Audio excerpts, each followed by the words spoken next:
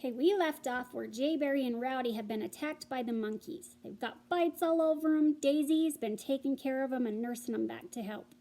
And now they're headed to the store to talk to Grandpa and try and figure this monkey catching thing out. As I walked up, he peered at me over his glasses and said, "Well, how'd it go?"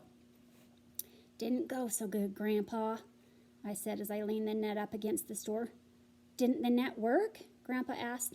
"Oh, yeah, it worked," I said. "It worked just like you said it would. I caught 2 of the little monkeys, but they got away from me." "Got away?"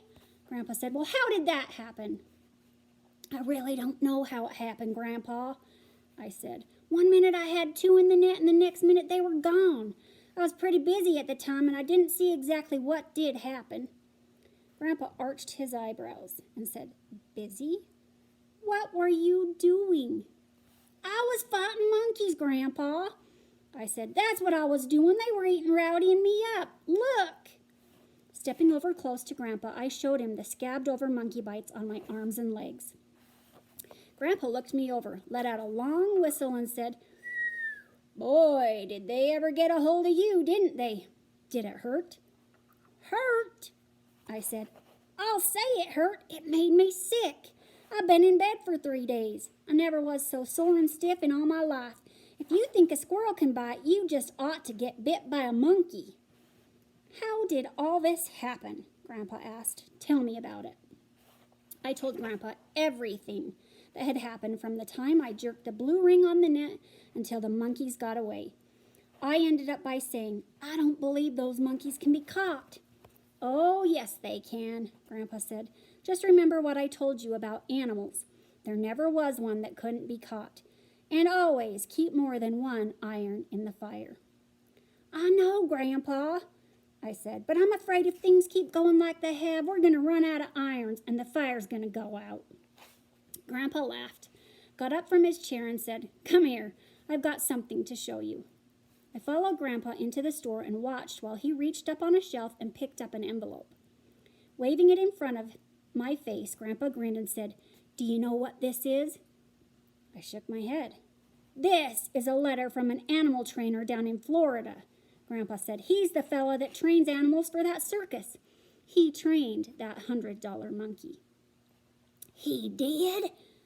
I said. "He must be a darn good trainer because that is the smartest monkey in the world. I didn't see him do it, but I'm pretty sure that while those other monkeys were chewing on Rowdy and me, he sneaked in and let those 2 in the net loose." "I wouldn't doubt that a bit," Grandpa said. "He's smart enough, all right.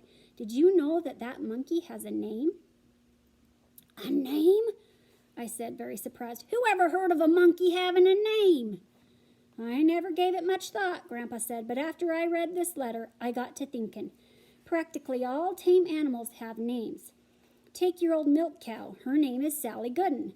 Your dad's 2 mules are named Fred and George. My buggy mares are named Molly and Bertie." "I know, Grandpa, but monkeys are not tame. He's as wild as a hoot owl." Grandpa frowned and said, "I don't believe that monkey is as wild as you think he is. Once an animal has been tamed, he doesn't ever forget it." "What's the monkey's name, Grandpa?" I asked. "According to what his trainer said in this letter, they call him Jimbo," Grandpa said. "Jimbo?" I said, laughing out loud. "Who ever heard of a name like that?" "Anyhow," Grandpa said, "that's his name." "Grandpa, what good is it going to do me knowing his name?" "It might do a lot of good," Grandpa said. "This trainer says that if you could make friends with that monkey, he would probably do anything you wanted him to do." "Make friends with him?"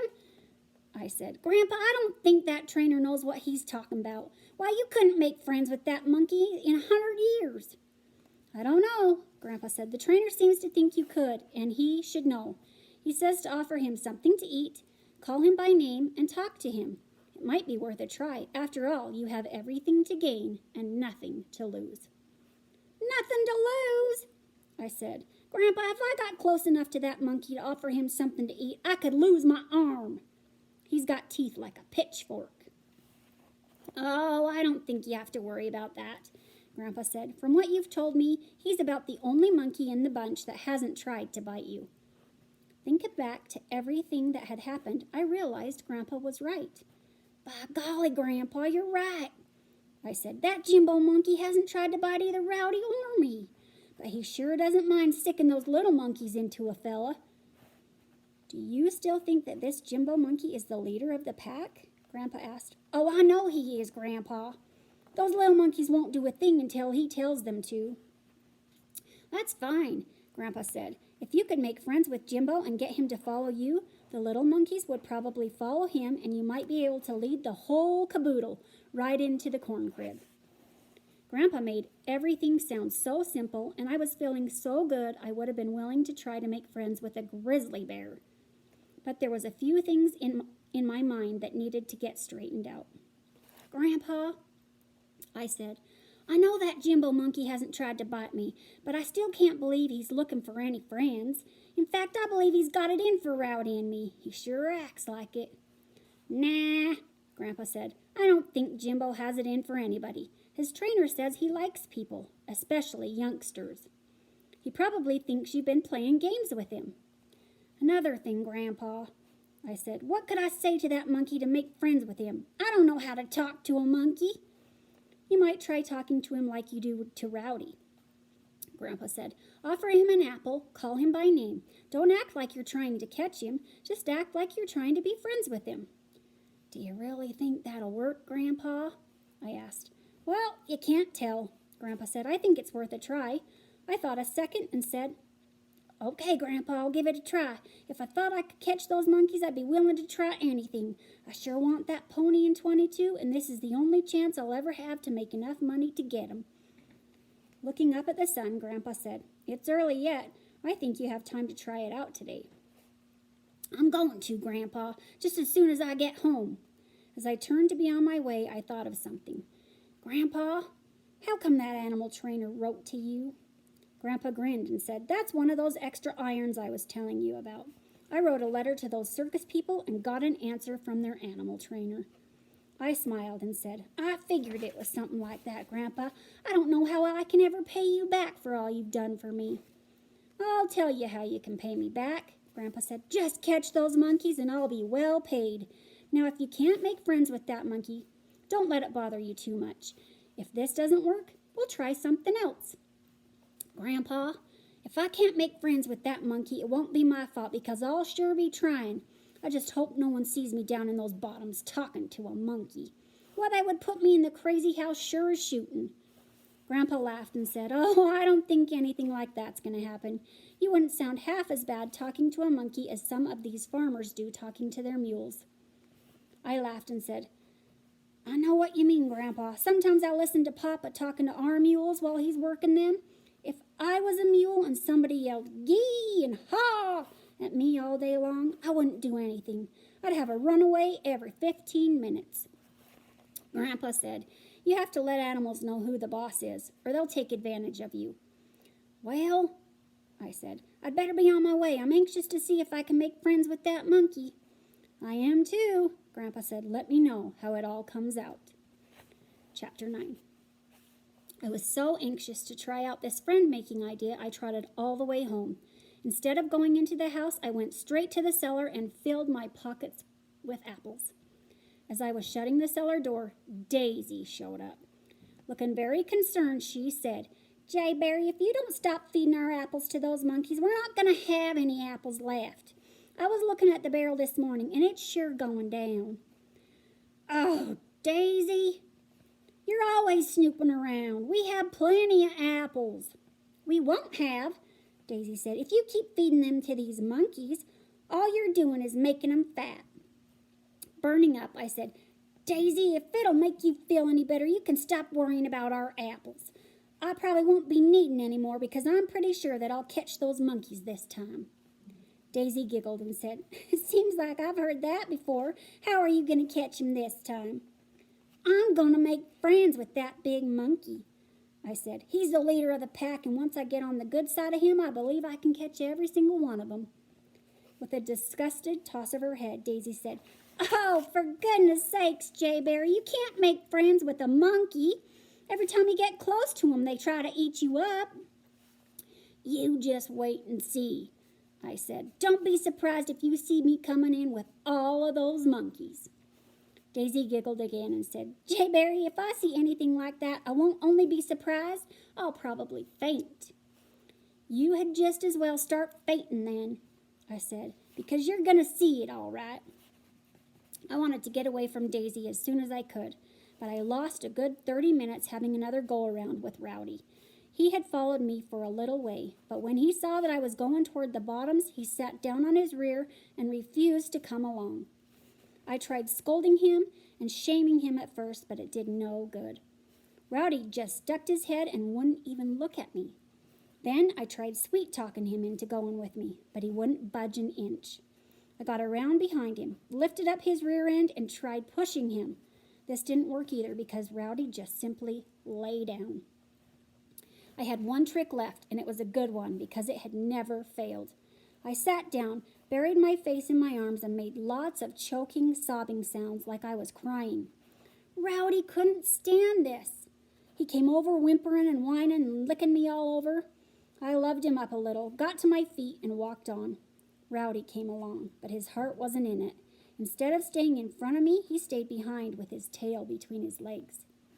I always felt guilty, fooling my old dog that way, but the idea of going anywhere close to those monkeys without him was something I wouldn't even consider.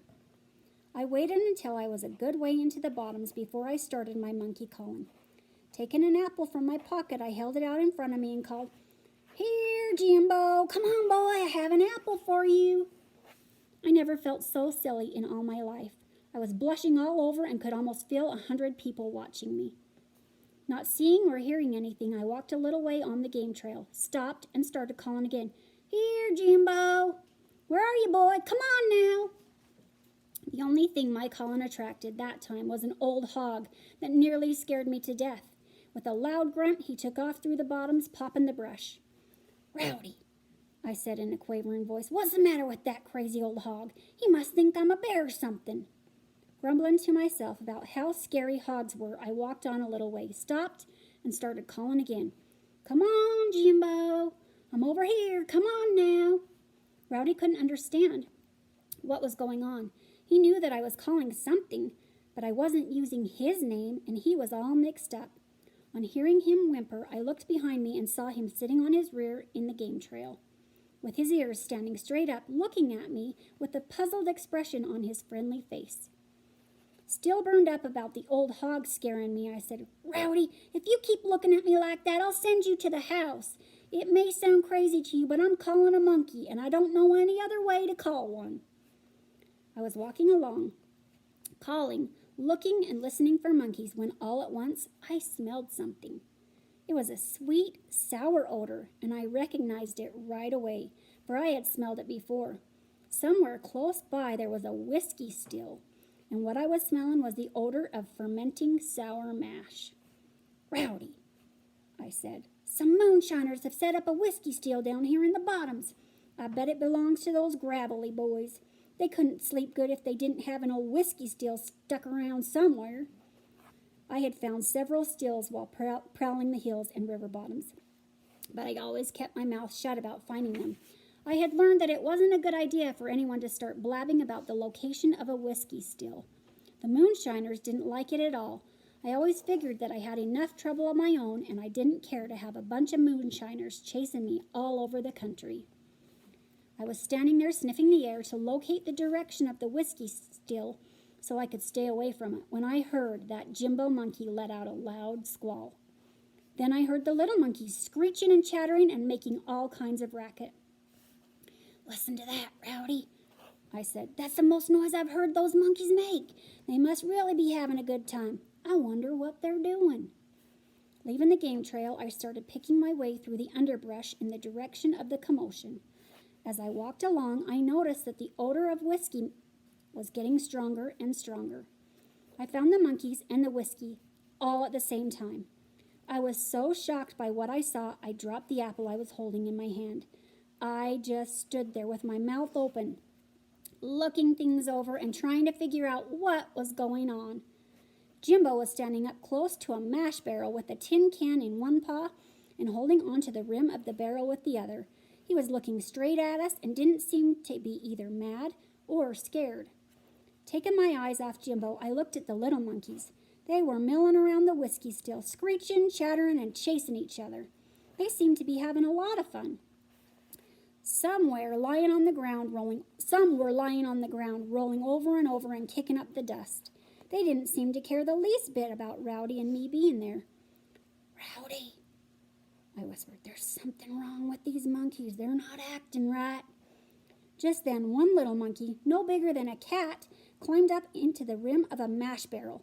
He stood there for a second, squealing his head off. Then he leaned over and, kerplunk, he fell into the barrel. This scared me because I could just see $2 drowning itself in a whiskey barrel. I was just about to dash over and lend the little fella a helping hand when Jimbo let out a squall, darted over to the barrel, reached in with his long arms, caught the little monkey by the scruff of his neck, lifted him out, and set him down on the ground. The little monkey was a mess. He was sopping wet and covered with foam from the fermenting mash. Immediately, about a dozen other monkeys darted over and started licking him all over. The little fella just squatted there on the ground, all humped up with his eyes closed, and let the monkeys lick away. I was laughing and watching what was going on when I realized why the monkeys were acting so strange. "Holy smokes, Rowdy," I said. "No wonder these monkeys are acting so funny. They've been drinking that sour mash and they're all drunk. Look at 'em." I wasn't too surprised because I knew that practically all animals were fond of the stuff that went into making sour mash. Rowdy was watching the monkeys, and I could tell by his actions that no matter if they were drunk or sober, he wasn't having anything to do with them. Picking up the apple I had dropped, I said, "Rowdy, you stay here. I'm going to see if I can't make friends with Jimbo. But I'll tell you one thing. If those monkeys jump on me and you run out on me, I'll make you sleep in the corn crib with Daisy's cats for 90 days. Rowdy couldn't get along with cats at all. Holding the apple out toward Jimbo, I took a few steps and said, "Come on, Jimbo. Look what I brought you. Come on now, let's be friends." Jimbo didn't make a move. He just stood there holding the tin can in his paw, blinking his eyes, looking first at me and then the apple. I was so scared I was shaking like a corn tassel in a high wind. If Jimbo had opened his big mouth and jumped at me, I would have fainted dead. But I had the feeling that he had recognized his name and was more curious than mad. Taking a few more steps toward him, I said, "Come on, Jimbo. Here's an apple for you. Come on now, I'm not going to hurt you." That time I got a little reaction out of him. Bouncing up and down on his short, stubby legs, he pushed out his rubbery lips into the shape of an O and grunted at me a few times. I smiled and said, "I don't know what you're saying, Jimbo, but whatever it is, it sounds all right to me. Just don't get mad now and everything will be all right."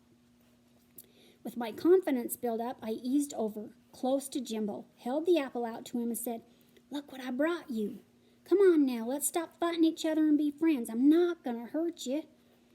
As if he were trying to read my mind, Jimbo just stood there with no expression at all on his face, looking me straight in the eye.